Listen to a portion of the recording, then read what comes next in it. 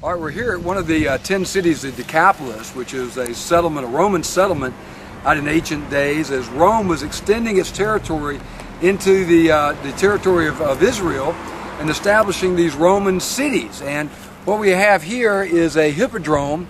It's one of very few that are remaining in the world, which was a place for horse and chariot races, much like you saw on the movie Ben-Hur. This particular hippodrome was capable of seating up to 40,000 people, if you can imagine that. But as the Romans were expanding their territory, they were also expanding Roman law, the idea of lex rex, that the law is king. And our definition of policing can be found right in the dictionary. I accepted a challenge from a colleague of mine. He said, "Did you ever look up the definition of the word policing?" And I said, "No, I've been doing it for 20-something years at that point. It means law enforcement. Somebody breaks the law, we respond, we investigate, we enforce the law, we make an arrest, we prosecute.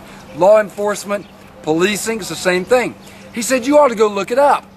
So I took his challenge and I looked it up in my American Heritage Dictionary. The definition of policing is the regulating and control of the affairs of a community, especially as it relates to 5 things. Watch this: law, order, health, safety, and morals.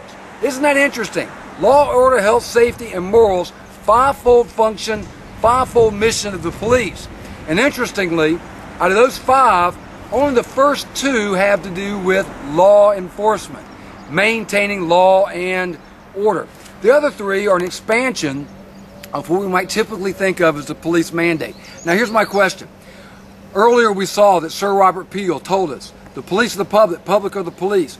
We get paid to do on a full-time basis what is really the responsibility of every citizen to do for themselves. So given the fact that we do this for a living, given the fact that we are the full-time, have full-time responsibility for law, order, health, safety, and morals of a community, then what component of our society should have the highest of standards in all 5 of these arenas? In other words, what component should be the most law-abiding?